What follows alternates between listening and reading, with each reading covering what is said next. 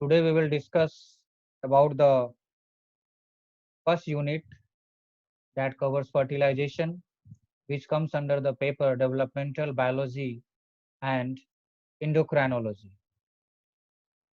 So let us go to our next slide. This is the overview of or introductory chapter of the developmental biology. Developmental biology is the study of process by which animals and plants grow and develop.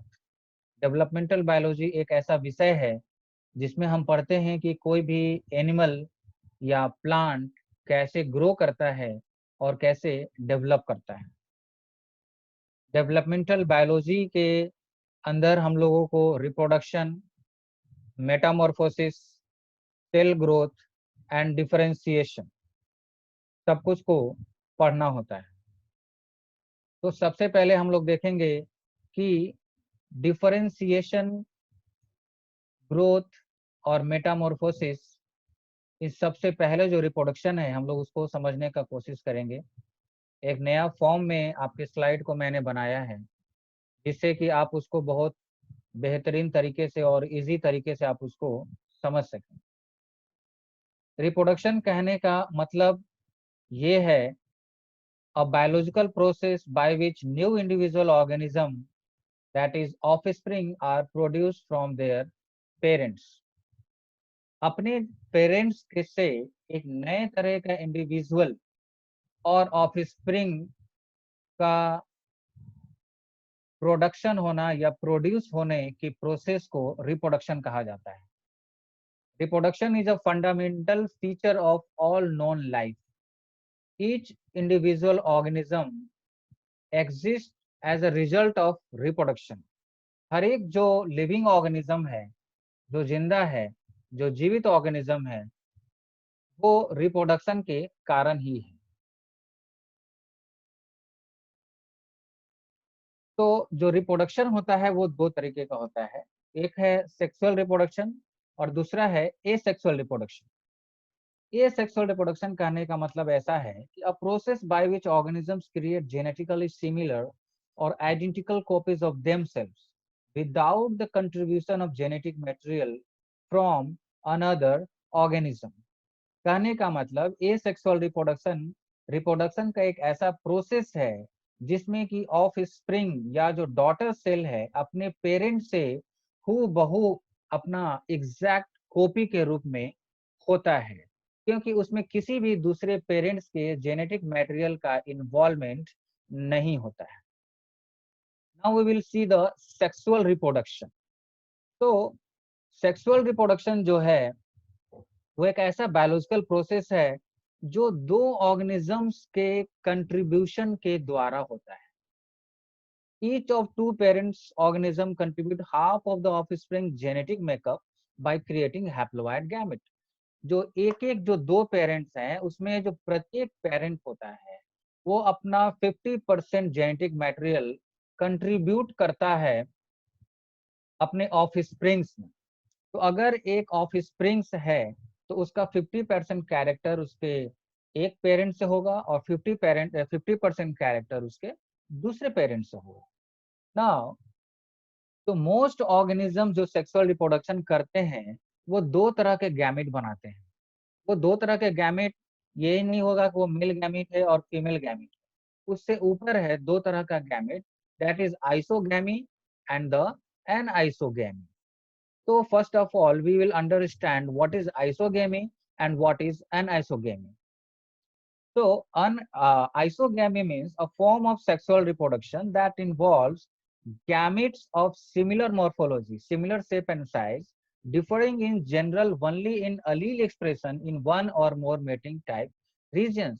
कहने का मतलब ये एक ऐसा gamete होता है isogamy जिसका morphology mean shape और जो साइज है वो सेम होता है, बट उसका अलीलिक एक्सप्रेशन जो जेनेटिक कैरेक्टर होता है वो जो है अलग होता है। क्योंकि दोनों गैमेट देखने में सेम होते हैं, इसीलिए उनको मेल और फीमेल के रूप में हम लोग डिस्टिंग्विश क्लासिफिकेशन नहीं कर सकते हैं, क्योंकि देखने में दोनों जब सेम लग रहा है तो हम लोग उसको ये नहीं बोल सकते हैं कि कौन मेल है और कौन फीमेल है। आइसोगेमी में तीन तरह का मेनली जो है आपको टाइप्स हो सकता है, कि अगर दोनों गैमीट आपको मोटाइल हो, मतलब उसमें फ्लैजिला होगा तो वो मोटाइल होगा। दूसरे तरह का है कि किसी भी गैमेट के पास कोई फ्लैजिला नहीं होगा और उसमें कोई भी मोटिलिटी नहीं होगा। तीसरे तरह का है वो है कंजुगेशन। हम लोग नेक्स्ट स्लाइड में हम लोग उसको डायग्राम के थ्रू हम लोग उसको देखेंगे। अब यहाँ पर है, अभी समझना है कि अनआइसोगेमी क्या है।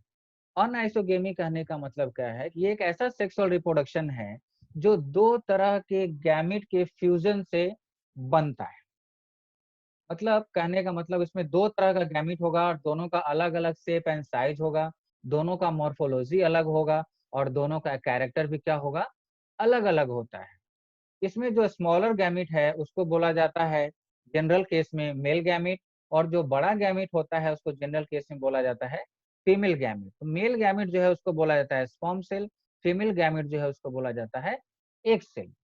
अब देखिए, अनआइसोगेमी का भी बहुत सारा तीन तरह का लगभग टाइप। अनआइसोगेमी ऑफ मोटाइल सेल, दो तरह के जो मोटाइल सेल हैं वो भी अनआइसोगेमी हो सकते हैं। और जो ऊगेमी है, जो एग सेल स्पर्म सेल।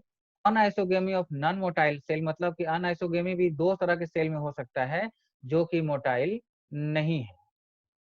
अब इस डायग्राम को हम लोगों को देखना है।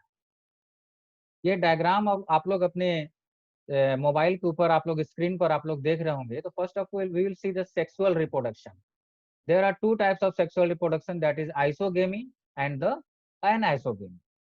तो आइसोगेमी जो है हमने बता चुका है कि दोनों तरह का शेप एंड साइज जो होगा दोनों सिमिलर होता है।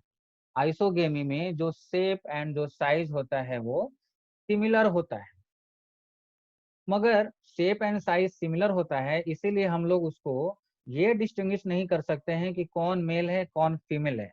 तो in the case of isogamy there are two types of gamete, that is positive gamete and the negative gamete. तो there are three categories in the isogamy, A B and the C. A के केस में क्या है कि positive gamete negative gamete दोनों का जो शेप है जो साइज है वो दोनों सेम है, बट दोनों के पास फ्लैजिला भी है।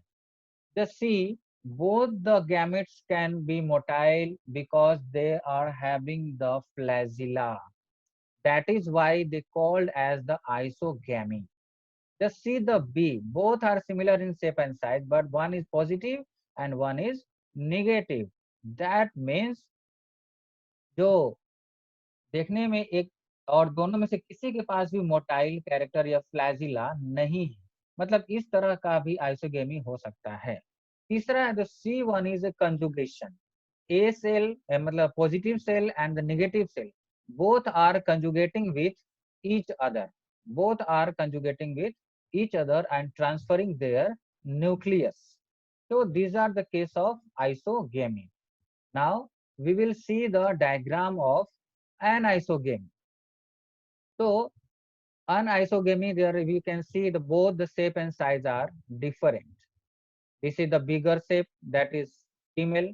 This is the smaller shape, that is the male. And both the gametes have flagella, and due to the presence of flagella, both the gametes are motile. Like that, in the diagram B, see the female gamete has no flagella and the male gamete has flagella. And the C section, no one has the flagella, but both are different in shape and size. So this is the diagrammatical representation of your anisogamy and the isogamy. Now we will come to the asexual, sorry.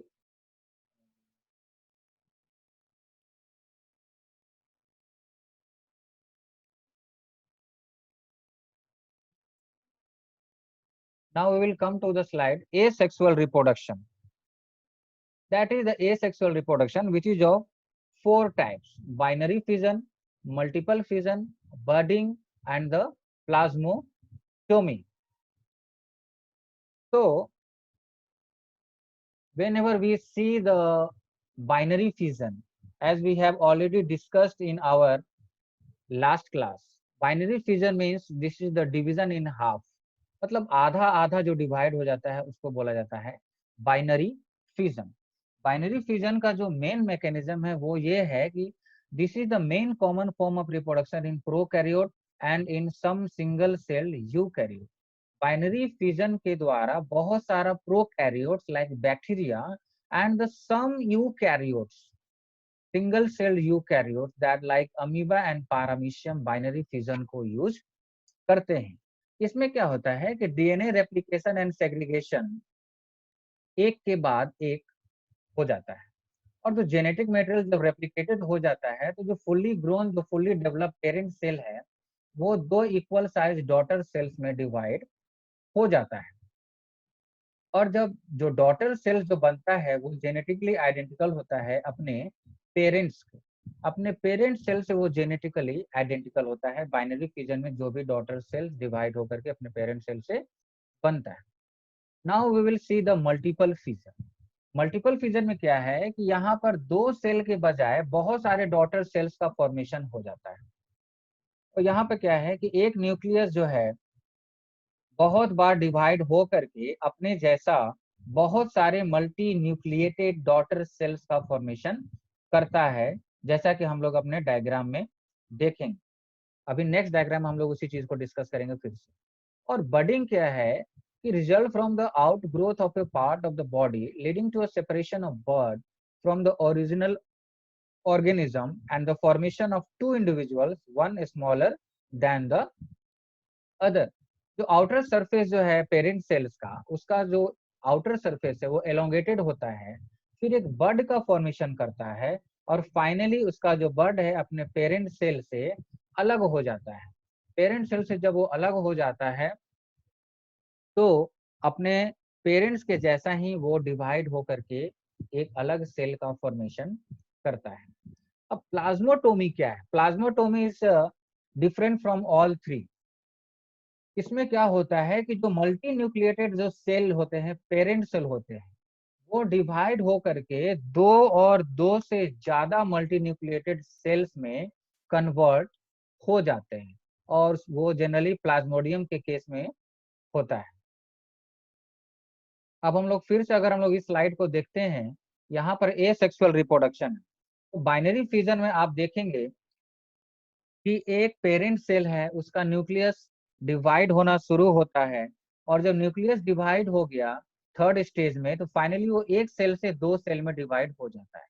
This is the case of binary fission. Okay, this is the case of binary fission. Now we come to the point multiple fission. Multiple fission में क्या है कि एक जो parent cell है वो बहुत सारे न्यूक्लियस में डिवाइड हो जाता है, और फाइनली आपको सेल, पेरेंट सेल बर्स्ट होता है, ब्लास्ट होता है, और उसमें से बहुत सारा आपको मल्टीपल फिजन होने के बाद बहुत सारा सेल्स जो है बाहर आ जाता है। Now this is the third case of budding. Budding में क्या है कि एक ईस्ट का पेरेंट सेल है, वो उसका एक आउटर सरफेस एलोंगेट होना शुरू होता है, फिर एक बड का फॉर्मेशन होता है, और धीरे धीरे लगातार एक एक चेन ऑफ बर्ड्स का फॉर्मेशन हो जाता है।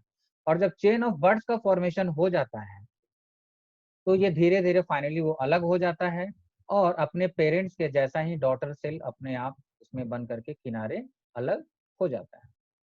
Now this is the case of plasmatomy। Plasmatomy में as I have already discussed कि मल्टी न्यूक्लिएटेड सेल, जो पेरेंट सेल होते हैं वो मल्टी न्यूक्लिएटेड होते हैं, और उनमें दो या बार या तीन बार जितना भी डिवीजन होने के बाद जो बहुत सारा जो डॉटर सेल बनता है वो भी मल्टी न्यूक्लिएटेड ही होता है। इसीलिए उसको बोला जाता है, उस प्रोसेस को बोला जाता है प्लाज्मोटोमी। तो आई होप कि आप लोग इस डायग्राम को समझे होंगे, इसको भी देखें। Now we will see the what is metamorphosis. Just see what is metamorphosis.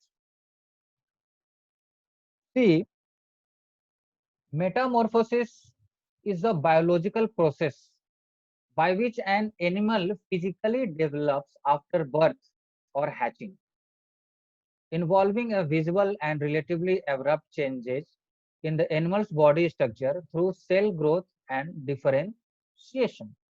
Metamorphosis एक ऐसा बायोलॉजिकल प्रोसेस है जो एनिमल के एग से हैच करने के बाद या बर्थ के बाद वो आपको आंख से दिखता भी है, और लगातार हो रहे सेल ग्रोथ और डिफरेंशिएशन, मतलब सेल डिफरेंशिएशन के चलते आप उसमें बहुत सारे डिफरेंशिएशन और डेवलपमेंट्स को देख सकते हैं।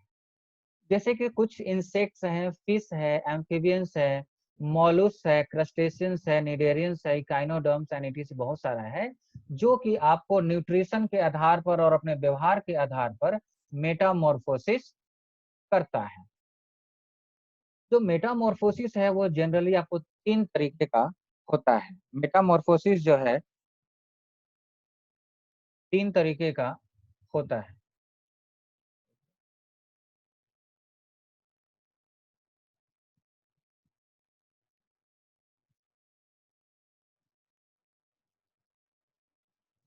एक मिनट रुक जाइएगा।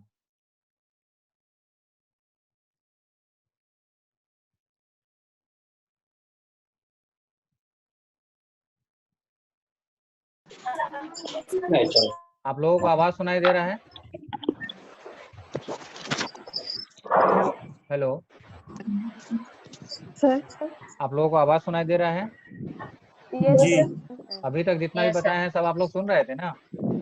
Yes sir. ओके, अभी हम फिर से म्यूट करने जा रहे हैं, कुछ स्लाइड्स के बाद फिर से हम आवाज अपलोड का करेंगे। प्रॉब्लम ऐसा कब तक चलता है? हाँ, तो वो आपके घर का नेटवर्क का प्रॉब्लम है। हाँ सर, कब तक क्या आता है?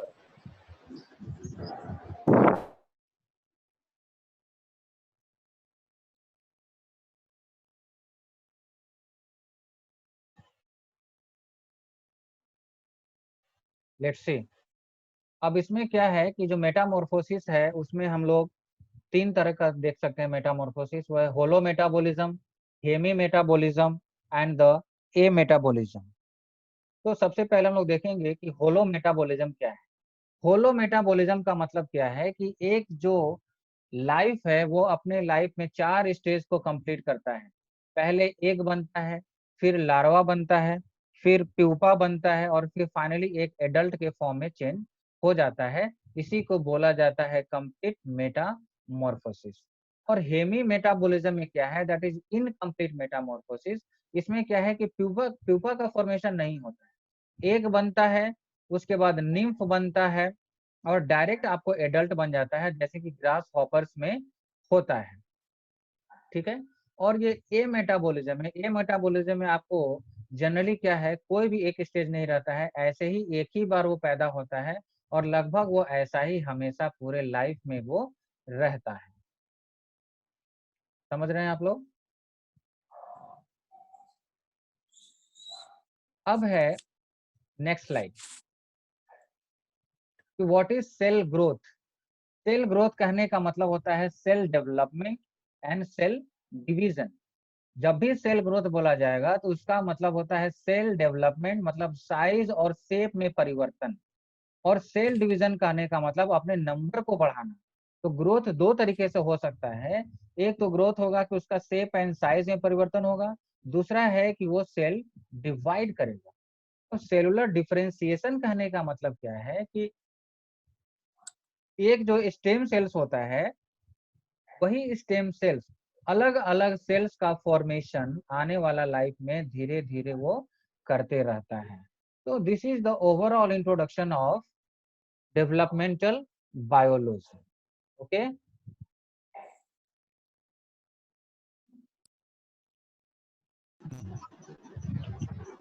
चलिए आप लोग बोलिए कि आप लोग को अब क्या क्या प्रॉब्लम हो रहा है, क्या क्या पूछना है। सब लोग सुन रहे हैं आप लोग?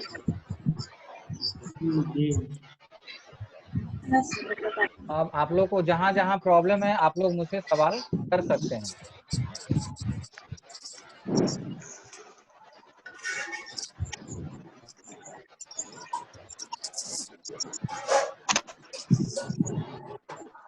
इस स्लाइड में किसी को कोई प्रॉब्लम है, इस डायग्राम को समझने में ऐसा कोई दिक्कत?